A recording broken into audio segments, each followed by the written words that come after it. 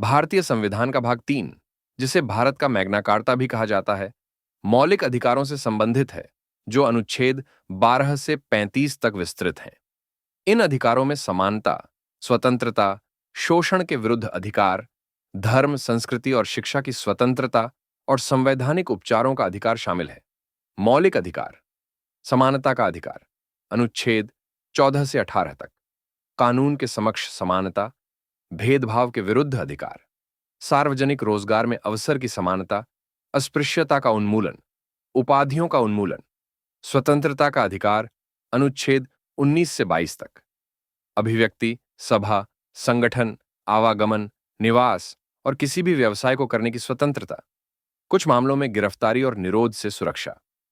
शोषण के विरुद्ध अधिकार, अनुच्छेद 23-24। मानव व्यापार, बंधुआ मजदूरी और बाल श्रम का निषेध। धर्म की स्वतंत्रता का अधिकार, अनुच्छेद 25 से 28 तक। धर्म के स्वतंत्र रूप से पालन, प्रचार और उसके प्रचार की स्वतंत्रता।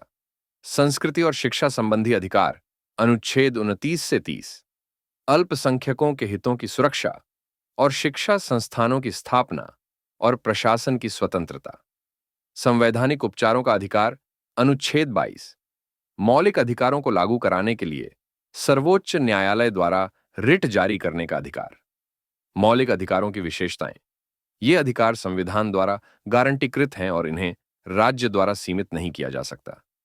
ये अधिकार सभी नागरिकों को प्राप्त होते हैं। ये अधिकारवाद योग्य है, यानी यदि इनका उल्लंघन होता है तो व्यक्ति न्यायालय जा सकता है।